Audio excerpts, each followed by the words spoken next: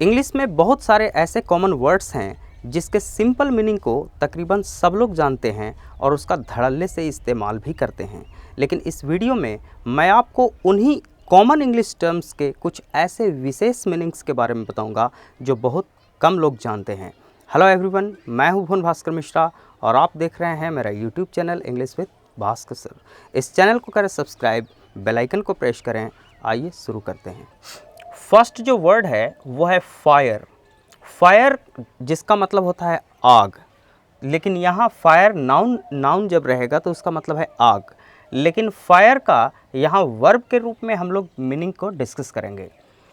Fire का verb के रूप में मीनिंग है to officially remove somebody from their job, यानी किसी को नौकरी से निकाल देना। और इस अर्थ में फायर का जो साइनोनिमस वर्ड है, सिनोनिम जो है वो है डिसमिस या सैक, यानी डिसमिस और सैक का भी वही मीनिंग है जो फायर का है, यानी नौकरी से निकाल देना। अब इसके फर्स्ट एग्जांपल सेंटेंस को देखें। ही was fired from his job, यानी उसको नौकरी से निकाल दिया गया, अपने नौकरी से निकाल दिया गया। Second, Rahul is responsible for hiring and firing staff in this company. Rahul इस कंपनी में स्टाफ को रखने और नौकरी से निकालने के लिए जिम्मेवार है। राहुल इज रेस्पॉन्सिबल यानी राहुल जिम्मेवार है for hiring and firing. Hiring and firing, hiring का मतलब नौकरी पर रखना और फायरिंग मीन्स नौकरी से निकाल देना। स्टाफ इन दिस कंपनी, यानी स्टाफ को इस कंपनी में नौकरी पे रखने और नौकरी से निकालने की जो रेस्पॉन्सिबिलिटी है, जिम्मेवारी है, वो राहुल की है। यानी Rahul does the hiring and firing in this company, hiring and firing of a staff in this company. Third meaning, you are fired, you are dismissed और यू आर सैक्ड, यानी तुम्हें नौकरी से निकाला जाता है। हम तीनों ही वर्ड का इस्तेमाल कर सकते हैं, यू आर फायर्ड या यू आर डिसमिस्ड या यू आर सैक्ड, तीनों का ही मतलब है तुम्हें नौकरी से निकाला जाता है। Fourth example sentence, he was fired, he was sacked और he was dismissed for refusing to work on Sundays, यानी संडे को, संडेज यानी हर संडे को काम करने से इनकार करने की वजह से उसे नौकरी से निकाल दिया गया। ही वॉज फायर्ड या सैक्ड और डिसमिस्ड, उसे नौकरी से निकाल दिया गया for refusing to work on Sundays, Sunday को काम करने से इनकार करने की वजह से। आइए नेक्स्ट वर्ड को डिस्कस करें। सेकेंड वर्ड है फैन। फैन यानी नाउन के रूप में इसका मतलब होता है पंखा। और यहाँ फैन जो वर्ड है उसके वर्ब के रूप में जो फर्स्ट मीनिंग है वो है पंखा झलना। फैन का मतलब पंखा झलना as a verb. Example, first example देखें। He fanned himself with a newspaper to cool down, जैसे हाथ में न्यूज़पेपर को लेके खुद को ऐसे ऐसे पंखा झलना।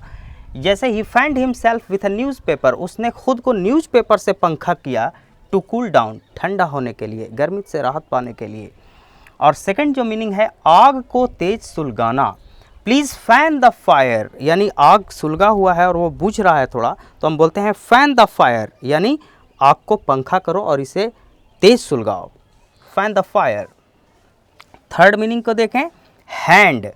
हैंड जो ये वर्ड है नाउन, इसका नाउन के रूप में हम लोग मीनिंग डिस्कस करेंगे।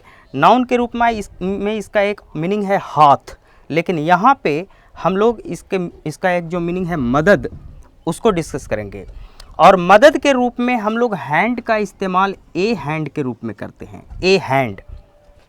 फर्स्ट एग्जांपल देखें, give me a hand with this bag. यहाँ देखिए ए हैंड का इस्तेमाल किए हैं, यानी हैंड का इस्तेमाल जब मदद के रूप में होगा तो ए हैंड का इस्तेमाल हम करेंगे। He give me a hand with this bag, यानी इस बैग को कैरी करने में, to carry this bag. With this bag का मतलब है टू कैरी दिस बैग, मतलब इस बैग को ढोने में मेरी मदद करें। Give me a hand with this bag. Second example, I need a hand with this work, मतलब इस काम को करने में मुझे मदद की ज़रूरत है। I need help to do this work, I need a hand with this work.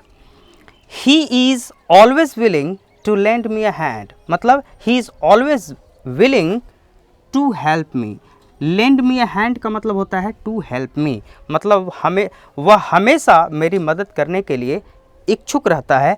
Willing का मतलब है इच्छुक। आइए नेक्स्ट वर्ड को डिस्कस करें। Fourth word burn. बर्न का मतलब होता है जलाना। यहाँ वर्ब के रूप में हम लोग इसके डिफरेंट मीनिंग को डिस्कस करेंगे। यहाँ बर्न का जो मतलब है वो है to make somebody very angry, यानी किसी को बहुत गुस्सा दिलाना या किसी को जलाना। जैसे किसी को जलाने के लिए हम कोई बात कहते हैं। एग्जाम्पल सेंटेंस देखें। So you did it just to burn me, तो तुमने सिर्फ मुझे जलाने के लिए ऐसा किया। So you did it just to burn me, तो तुमने सिर्फ जलाने के लिए ऐसा किया, मुझे जलाने के लिए। फिफ्थ वर्ड देखें, वेजिटेबल। वेजिटेबल का नाउन के रूप में जैसे आप सब्जी बोलते हैं, वेजिटेबल मीन्स सब्जी, उसी वेजिटेबल का यहाँ पे मतलब है a person who is physically alive but cannot move, think और speak because of an accident और इलनेस। यानी एक ऐसा व्यक्ति जो शारीरिक रूप से फिजिकली अलाइव यानी जिंदा हो, लेकिन कैनॉट मूव, न तो वो मूव कर सकता है, न चल सकता है, न सोच सकता है और ना ही कुछ बोल सकता है, किसी एक्सीडेंट की वजह से या किसी बीमारी की वजह से। यानी वो एक ज़िंदा लाश है जो सिर्फ सांस ले रहा है, न चल सकता है, न बोल सकता है और ना ही कुछ सोच सकता है, यानी एकदम ज़िंदा लाश है। यानी वेजिटेबल का मतलब ज़िंदा लाश भी होता है और इसका सिनोनिम है कैबेज। वही कैबेज जिसका मतलब आप बंद गोभी या पत्ता गोभी जानते हैं, उसी कैबेज का मतलब ज़िंदा लाश होता है। यानी हम वेजिटेबल बोलें या कैबेज बोलें, दोनों एक ही मीनिंग है। एग्जाम्पल सेंटेंस देखें। Severe brain damage turned him into vegetable. Brain damage का मतलब होता है brain injury. Severe brain injury ने उसे वेजिटेबल बना दिया है, turned him into a vegetable. He is a vegetable और कैबेज, वह एक जिंदा लाश है। हम ही इज़ अ वेजिटेबल बोलें या ही इज़ अ कैबेज बोलें, दोनों का मतलब है कि वह एक जिंदा लाश है। आइए नेक्स्ट वर्ड को डिस्कस करते हैं। सिक्स्थ जो वर्ड है वो है जेल, ZEL, जेल। वही जेल जिसका नाउन के रूप में आप इस्तेमाल करते हैं, बालों में लगाने वाला जेल है ना, जैसे हेयर जेल, उसी जेल का यहाँ पे वर्ब के रूप में हम मीनिंग को डिस्कस करेंगे।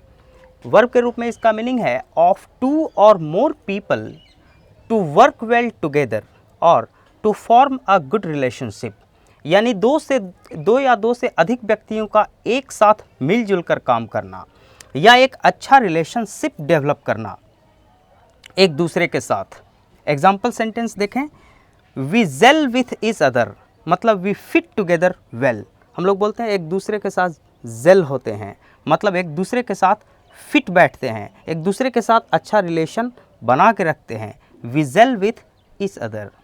हम कहते हैं they do not gel with each other, वे एक दूसरे के साथ जेल नहीं होते, मतलब एक दूसरे के साथ फिट नहीं बैठते, एक दूसरे के साथ अच्छा रिलेशनशिप नहीं है। Next example, we just did not gel as a group. हम लोग एक ग्रुप के रूप में ठीक से जेल नहीं हो पाए। We just did not gel as a group, एक दूसरे के साथ ग्रुप के रूप में नहीं जेल हो पाए। तो आज के लिए बस इतना ही। ये वीडियो अगर आपको अच्छा लगा तो इस वीडियो को लाइक करें, इसे शेयर करें, साथ ही साथ इस चैनल को सब्सक्राइब करें, बेल आइकन को प्रेस करें ताकि इसी तरीके का इम्पोर्टेंट वीडियोस आपको आगे भी मिलता रहे। इस वीडियो में मेरे साथ अंत तक बने रहने के लिए आपका बहुत बहुत धन्यवाद।